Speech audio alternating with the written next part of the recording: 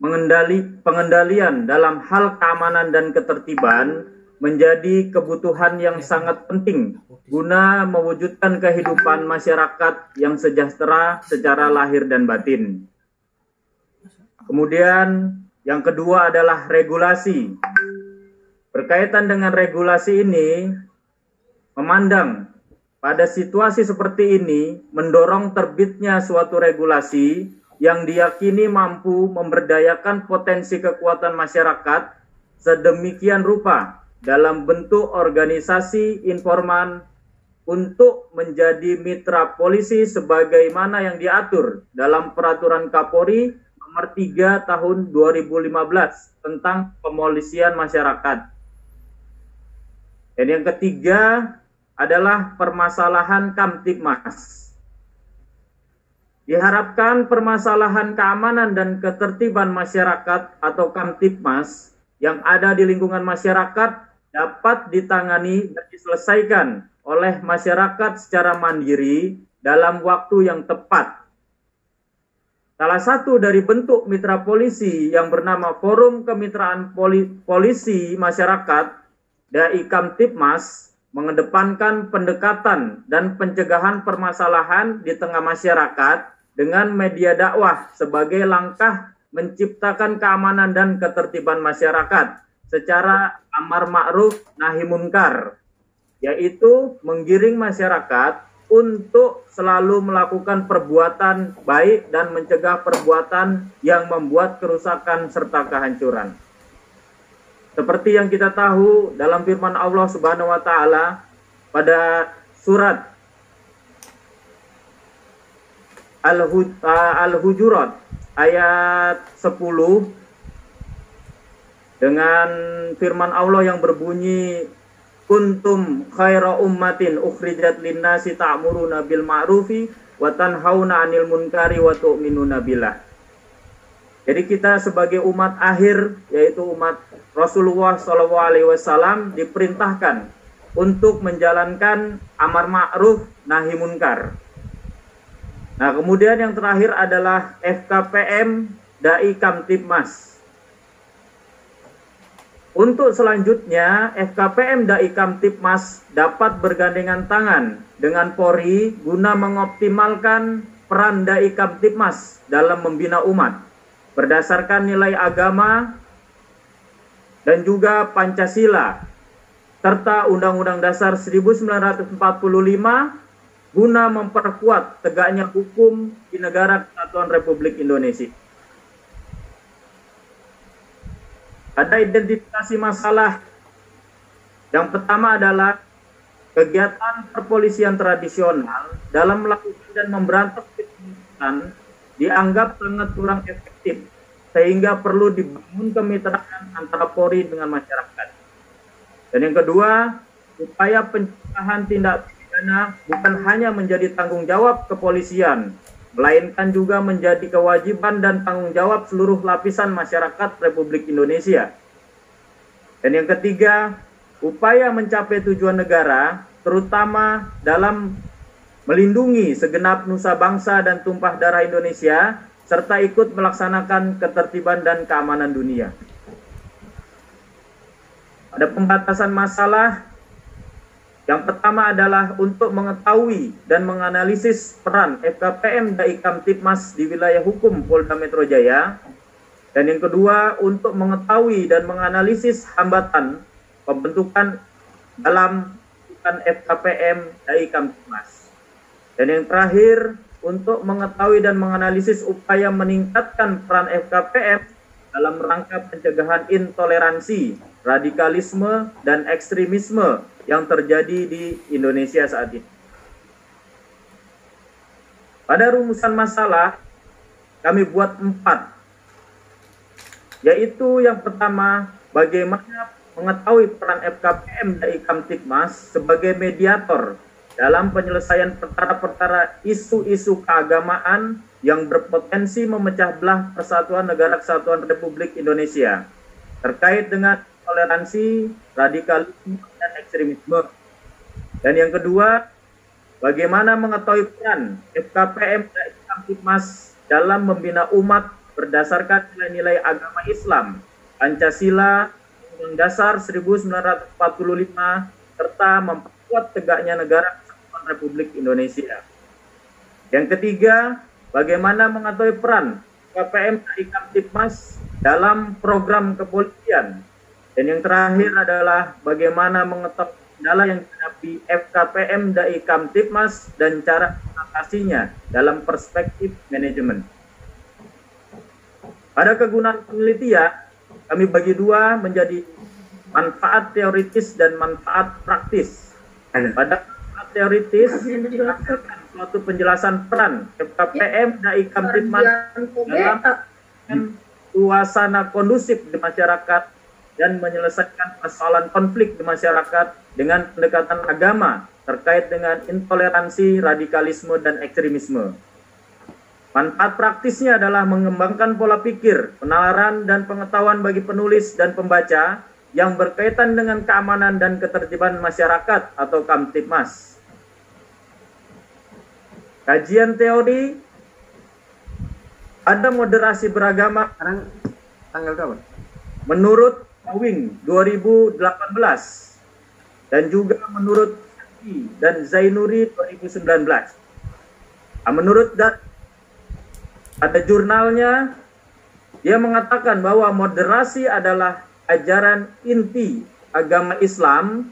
Islam modern adalah paham keagamaan yang sangat relevan dalam konteks keberagamaan dalam segala aspek, baik agama, adat istiadat, suku, dan bangsa itu sendiri. Dalam jurnalnya, Fahri dan Zainuri mengatakan, moderasi beragama harus dipahami secara konstekstual, bukan secara tekstual. Artinya, bahwa moderasi dalam beragama Indonesia bukan Indonesia yang diberatkan, tetapi cara pemahaman dalam beragama yang berat, karena Indonesia memiliki banyaknya kultur, budaya, dan istiadat. Ada kesimpulan yang saya buat terkait dengan kajian teori pada moderasi beragama adalah peran moderasi beragama sangat penting pada kondisi masyarakat yang majemuk di Indonesia sebagai penggabung dari segala perbedaan untuk bersikap saling menghargai dan saling menghormati dengan berada di tengah-tengah, yang berarti tidak condong ke kanan ataupun dia tidak condong ke kiri.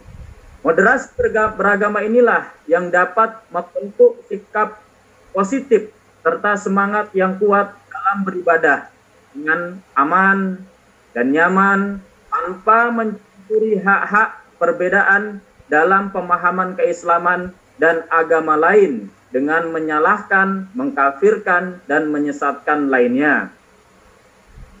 Kemudian peran FKPM.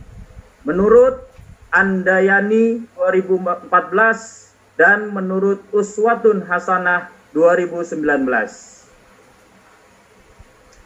Pada jurnalnya, Andayani mengatakan peran FKPM adalah dalam rangka mencegah kejahatan, yaitu mengidentifikasi permasalahan warga, mengadakan pertemuan dengan warga, dan memecahkan permasalahan warga. Upaya meningkatkan peran FKPM dapat dilakukan dengan model pengelolaan pemberdayaan manusia atau pemberdayaan masyarakat yang berbeda antara perkotaan dan juga perdesaan. Kemudian, menurut Uswatun Hasanah pada jurnalnya, FKPM memiliki prospek sebagai alternatif penyelesaian tindak pidana ringan yang dapat didaya gunakan di daerah-daerah lain. Ada kesimpulan yang saya buat berkaitan dengan kajian teori peran FKPM adalah melalui FKPM ini mampu untuk melibatkan masyarakat untuk peduli terhadap menjaga ketertiban dan keamanan lingkungan dengan mengedepankan tindakan preventif secara cepat dan tepat jika menjumpai suatu kejadian tindak pidana yang ada di lingkungannya. Kemudian kajian teori Dai Kamtibmas.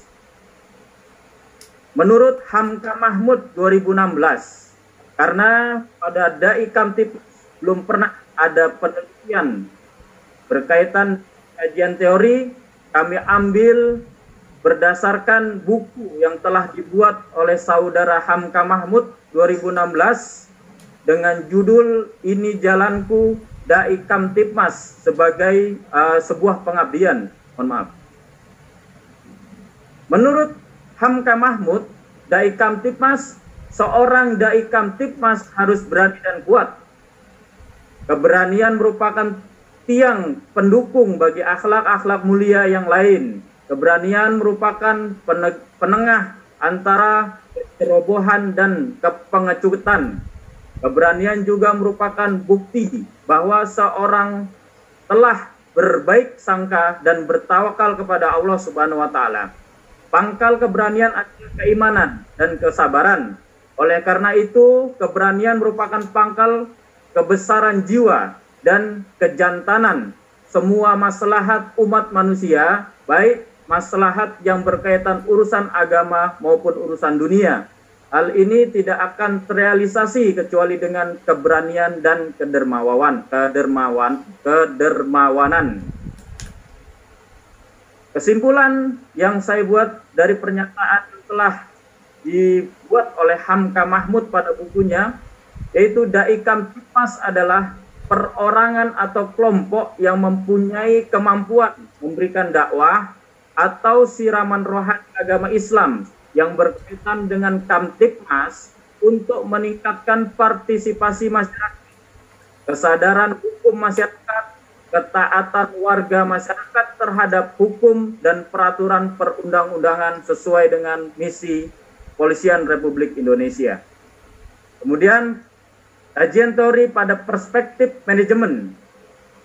Menurut Rifai 2019, Rifai pada jurnalnya menyebutkan bahwa pemikiran terhadap manajemen yang ada di kalangan LSM memang sangat lemah. LSM yang belajar tentang manajemen strategis tapi sangat sedikit, bahkan hampir tidak ada. Hal ini terjadi karena banyaknya pengaruh pemikiran-pemikiran dogmatis yang terjadi dari agama yang selalu melihat kitab suci atau wahyu saja, sehingga rasionalitas cenderung lemah.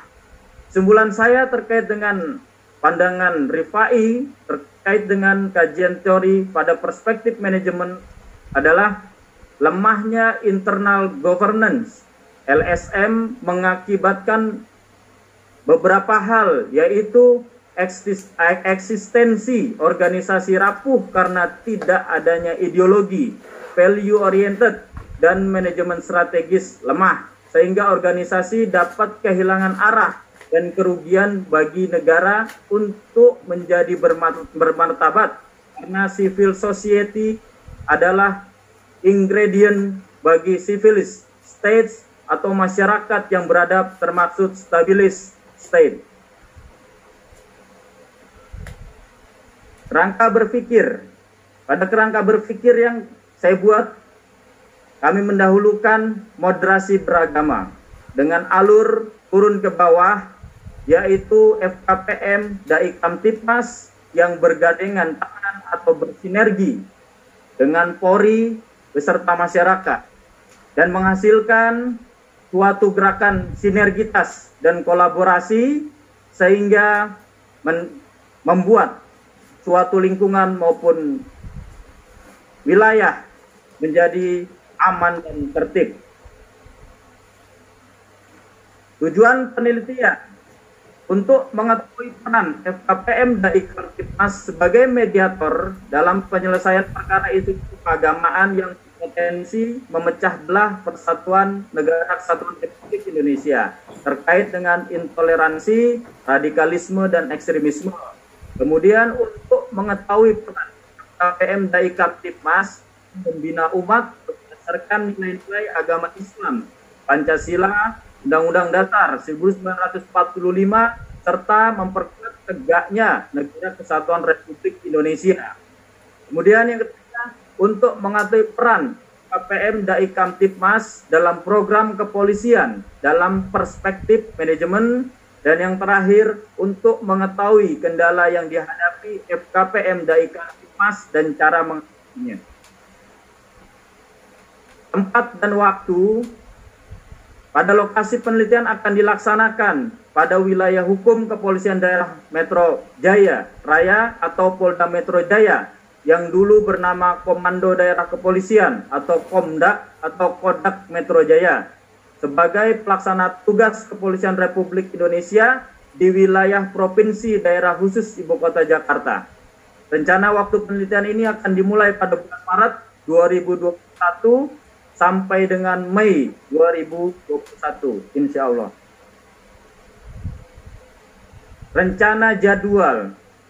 Telah kami buat skema untuk proses penelitian yang akan kami laksanakan dimulai dari hari ini, yaitu seminar proposal, kemudian setelah itu ada persiapan penelitian yang akan dimulai pada minggu ke-1 dan ke-2 di bulan Maret, kemudian ada perencanaan di minggu ke-3 dan minggu ke-4, kemudian ada pelaksanaan siklus 1 pada minggu pertama dan kedua di bulan April, pelaksanaan siklus 2 di minggu ke-3 dan ke-4 di bulan April, pelaksanaan siklus ke-3 di minggu pertama dan minggu kedua di bulan Mei, kemudian pengelolaan data di minggu ketiga, dan semoga penyusunan laporan selesai di akhir bulan Mei 2021.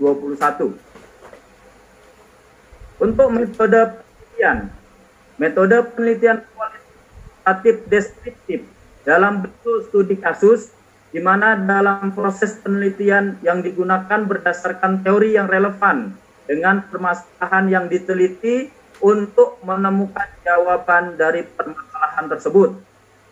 Dalam penelitian ini pendekatan empiris karena ruang lingkup penelitian adalah melakukan studi hukum dalam praktek law in action.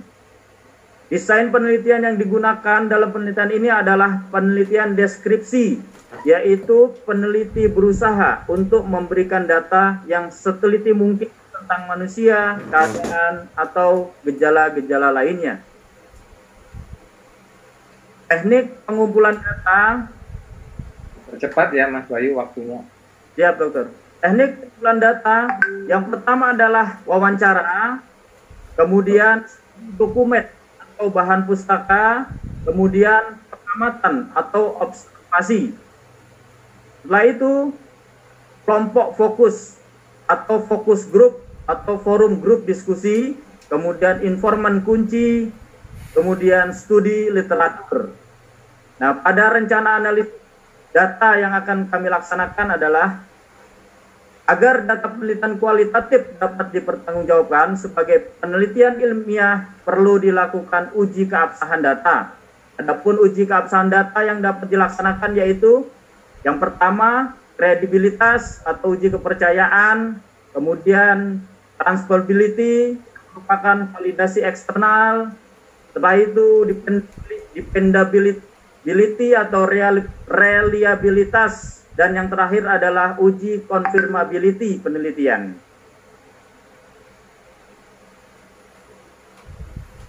Demikian presentasi atau paparan yang saya dapat sampaikan, kurang lebihnya kami ucapkan permohonan maaf. Wabillahi taufik wal hidayah. Wassalamualaikum warahmatullahi wabarakatuh.